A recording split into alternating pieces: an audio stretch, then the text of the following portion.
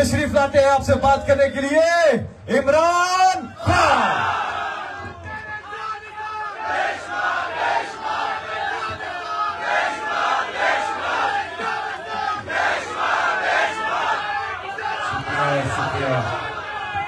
शुक्रिया। बिस्मिल्लाहिर्रहमानिर्रहीम। इय्याका नअबुदु व इय्याका नस्तईन। अल्लाह तेरी इबादत करते हैं और तेरे से मदद मांगते हैं। अच्छा, मैं सबसे पहले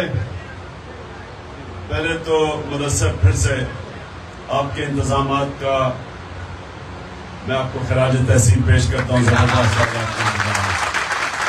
अब मुझे बताइए किधर से हैं, पहले मुझे बताइए।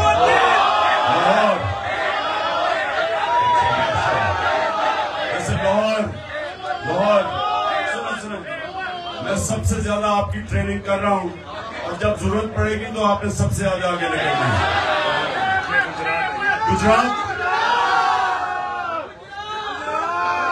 गुजरात के जब आप यूरोप जाएं तो सबसे ज्यादा गुजरात के लोग यूरोप में मिलते हैं। बहुत तेज लोग हैं माशाल्लाह। आगे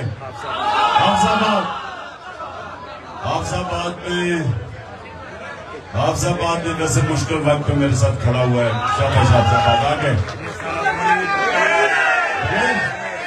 ये बनेर है सारा। माशाल्लाह शाबाश बनेर। तीर सारा तीर है।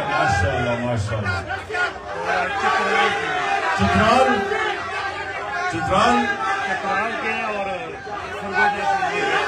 सरगोदा बखर का तो कोई भी नहीं नजर आ रहा। उधर चीचावती।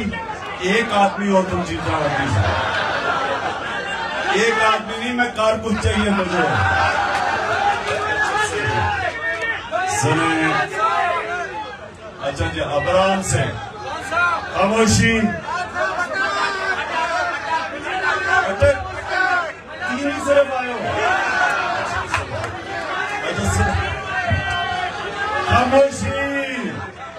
खामोशी। कितना टाइम है रोजे को कितना टाइम है? 15 मिनट है। 13 मिनट में आपसे बात करूंगा। ये आपने बात जरूर सुननी है क्योंकि मैं अपने जिंदगी के तजर्बे से कि क्या मैंने सीखा। मेरा काम है, आप जिस तरह मेरे बच्चे हैं आपको मैं वो सिखाऊं ताकि आपको आने वाले वक्त में फायदा हो, ताकि आप ऊपर जा सके। लेकिन सुनो मेरी बात, याद रखें कि अल्लाह ने इंसान को अशरफुल मखलूकात बनाया है, सबसे अजीम मखलूक। वो चाहे तो वो फरिश्तों से ऊपर चला जाता है और जब वो गिरता है तो वो जानवरों से भी नीचे चला जाता है। ये याद रखें, ये अल्लाह ने फरिश्तों को ये सलाहियत नहीं दी। फरिश्ते वो काम करते जो अल्लाह कहता है, वो अल्लाह के खिलाफ कोई काम नहीं कर सकते। इंसान, उसको अल्लाह ने मौका दिया है कि तुम अगर अल्लाह के हुक्म पे चलोगे तो तुम आसमानों पे पहुंच जाओगे। लेकिन अगर उसके खिलाफ, क्योंकि आप नमाज में क्या मांगते हैं? आप दो रास्तों में से एक रास्ता मांगते हैं कि अल्लाह मुझे सीधे रास्ते पे लगा, उस रास्ते पे नहीं जो तबाही का रास्ता है। तो आपके सामने जिंदगी में दो रास्ते होंगे, गौर से समझे, एक अजमत का और एक तबाही का रास्ता। तो अल्लाह ने सारे अपने पैगंबर दुनिया में भेजे थे आपको उस रास्ते पे लगाने के लिए जो आपकी अजमत का रास्ता है, जिसमें एक छोटा सा इंसान बड़ा इंसान बन जाता है, जिसमें जिस तरह मालूम मौलाना रूमी कहता है कि जब मैं तुम्हें पढ़ दी है तो क्यों चूटियों की तरह रींग रहे हो? ये तुम्हारे हाथ में, इंसानों के हाथ में है कि वो किधर पहुंच सकते हैं। कौमों के हाथ में है कि कौम एक अजीम भी बन सकती है और बेकारियों की तरह दुनिया में वो आपका प्राइम मिनिस्टर कहता है कि मैं मांगने तो नहीं आया लेकिन मैं मजबूर हूं। तो अपने आप को भी जलील करता है, कौम को भी जलील करवाता है। ये हमारे ऊपर है, ये आपके ऊपर है। नौजवानों, मेरे कारकुनों, ये आपके ऊपर है कि आप इस कौम को भी और अपने आप को उठा सकते हैं और तबाह भी कर सकते हैं, क्योंकि अल्लाह ने हमें दो रास्ते दिए हैं। जानवरों के पास दो रास्ते नहीं है, फरिश्तों के पास नहीं है, ये सिर्फ इंसानों को उसने दो रास्ते दिए हैं।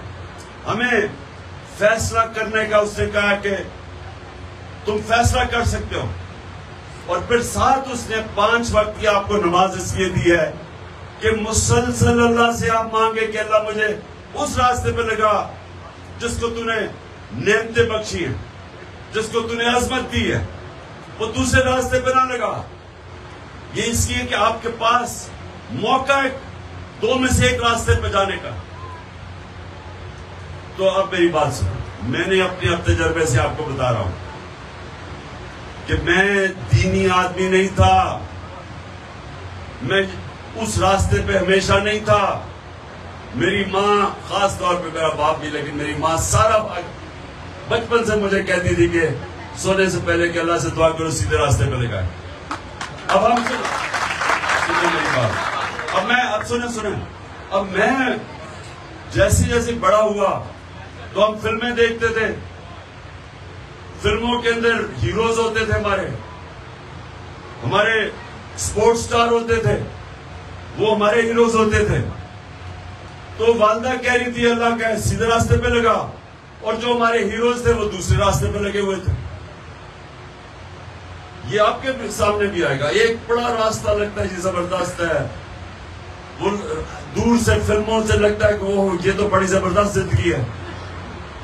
तो ये हमें गलत फहमी होती है कि जो एक दफा जो एक अंग्रेजी में है तो जो सारी चीजें चमकती है वो सोना नहीं होती।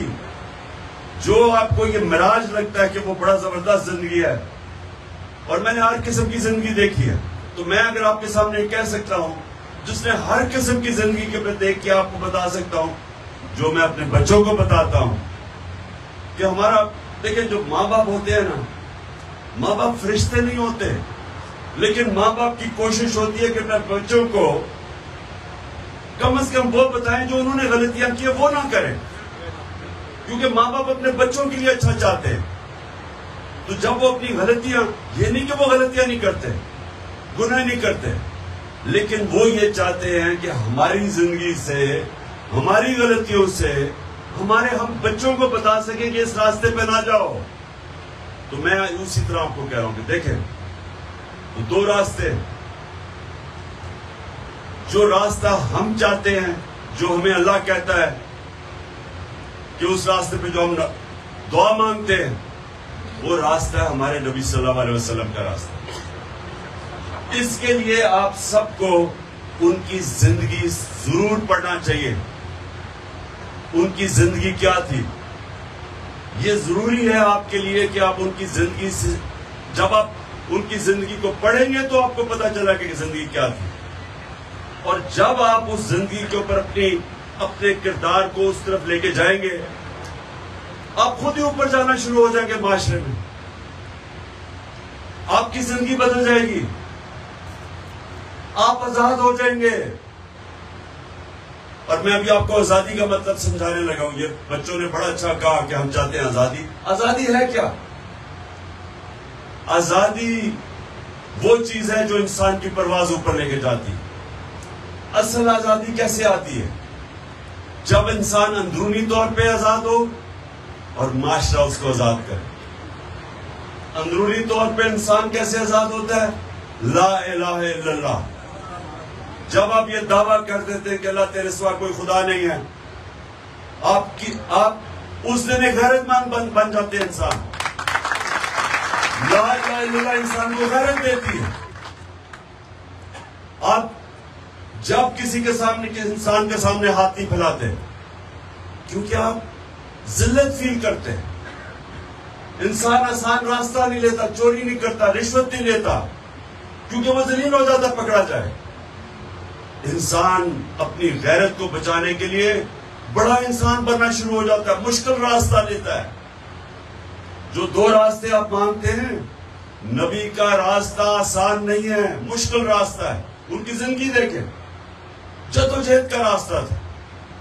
अल्लाह के हबीब को 13 साल मुश्किल तरीन वक्त मक्का में गुजारा, हर किस्म की मुश्किलें उठानी पड़ी। फिर जब मदीना गए फिर 5 साल और मजीद और मुश्किलें। जब रियासत संभाली तो बड़ा मुश्किल वक्त था, जंगे खंदक, जंगे ओहद, उम्मा खतरे में थी, आसान नहीं था। लेकिन अल्लाह ने जब हमें कहा कि उनकी जिंदगी से सीखो, तो क्या सीखा हमने? कि वो मुश्किलें उनको इतनी पड़ी कि आसान होती गई, वो ताकतवर होते गए, ज़हनी तौर पे और मजबूत होते गए। ये ऐसे, अब मैं आपको समझाता हूं कि अल्लाह ने इंसान क्या बनाया। आप जब एक वेट उठाते हैं, एक वेट उठाते हैं तो शुरू में वो बड़ा भारी लगता है, आहिस्ता आहिस्ता उठाते हैं वो आसान हो जाता है। फिर आप और भारी वेट उठाते हैं, आपका बाजू और तगड़ा हो जाता है, आपका जिस्म तगड़ा होना शुरू हो जाता है। उसी तरह आपका ज़हन है, जब एक चैलेंज लेते हैं, मुश्किल वक्त से गुजरते हैं, आपको वो अगले मुश्किल वक्त की तैयारी करवा देता है।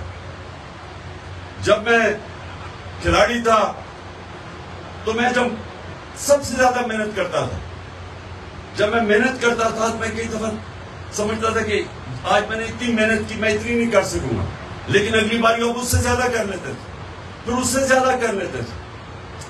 तो अल्लाह को इंसान ने ऐसा बनाया है, इलामा इकबाल का शेर है कि सितारों के आगे जहान और भी है, अभी इश्क के इम्तिहान और भी है। मतलब कि जब आप एक जगह पे पहुंचते हैं तो वहां रुकता नहीं है इंसान, उसके बाद फिर वो अगला चैलेंज लेता है, फिर वो अगला चैलेंज लेता है। इसलिए इस तरह इंसान बड़ा इंसान बनता जाता है। तो जो पहली आजादी अंदर से ला इलाहा इल्लल्लाह, दूसरी आजादी माशरा आपको आजाद करता है इंसाफ देके। जब माशरा एक मुल्क में अदल और इंसाफ कायम करता है तो कमजोर और ताकतवर कानून के सामने एक बराबर हो जाते हैं। ये मेरे नबी सल्लल्लाहु अलैहि वसल्लम ने सबसे पहले मदीना में अदल और इंसाफ कायम किया, जस्टिस, रूल ऑफ लॉ, कानून की हुक्मरानी, कोई कानून से ऊपर नहीं है।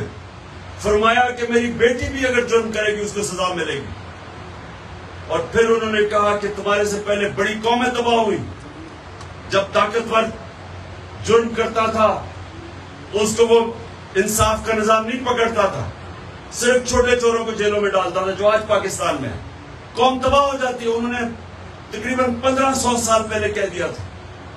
लग रहा है कि हमारे मुल्क के मुतल्लिक उन्होंने कहा होगा कि कौम तबाह हो जाती है। यानी जब जुल्म का निजाम होता है, जब इंसाफ नहीं होता, तो हजरत अली का कौल है कुफर का निजाम चल जाएगा लेकिन जुल्म का नहीं चल सकता। आज मगरबी मुल्क क्यों आपके लोग इतनी कोशिश करते हैं वीजा लेके वहां जाने के लिए, या बुरेर से कितने लोग मैंने बाहर कोई मलेशिया कोई कहीं क्यों जाते हैं?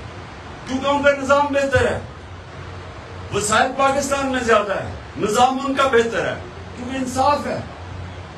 और जितना जितना इंसाफ का निजाम मुल्क में बेहतर होता जाता है, उतने ही लोग आजाद होते जाते हैं, उतनी खुशहाली आती है।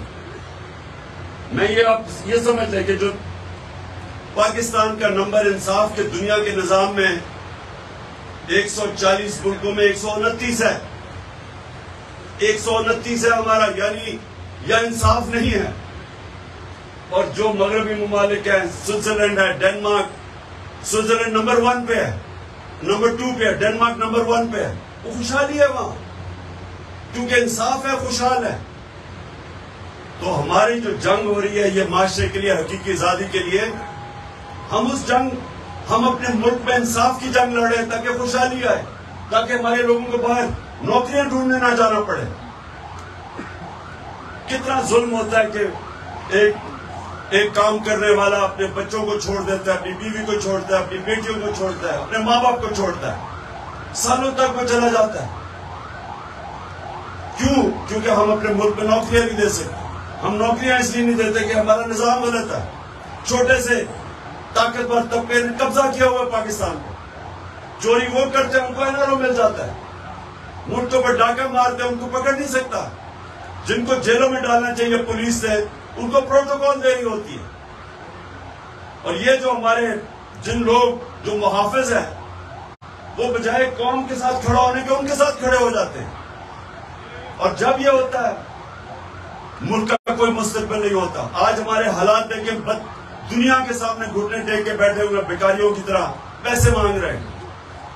तो इसी के ऊपर तो नबी सल्लल्लाहु अलैहि वसल्लम ने कह दिया था कि जो कौम इंसाफ नहीं करती वो तबाह हो जाती है। तो इसलिए आपकी जंग इंसाफ की है, और ये हकीकी इंसाफ की जो जंग है, ये याद रखें, इस पे पाकिस्तान का मुस्तकबिल है। या ये मुल्क खड़ा होगा, अजीम मुल्क बनेगा, नहीं तो तबाह हो जाएगा। क्योंकि मेरा नबी कह बैठे हैं कि जिस मुल्क में इंसाफ नहीं वो तबाह हो जाता है। कुरान की आयत है कि मेरी जमीन पे चढ़ के देखो कितनी कौमें मैंने तबाह की जो मेरे हुक्म पे नहीं चली।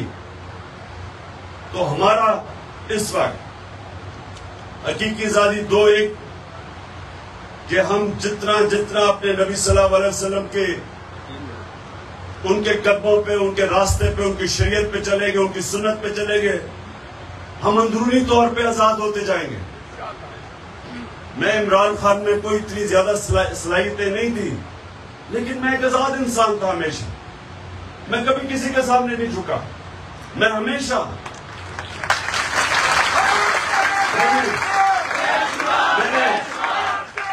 मैंने 3 मिनट रह गए, कभी किसी के सामने हाथ नहीं फैलाया, कभी किसी के सामने झुका नहीं।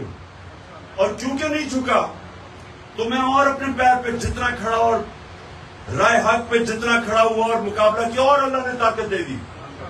आप भी सब, आप में सब में ये सलाहियतें हैं, लेकिन कभी शॉर्टकट ना लेना, कभी पैसे के गुलाम ना बनना, पैसे को इस्तेमाल करना सीखना, कभी पैसे से इस्तेमाल ना होना।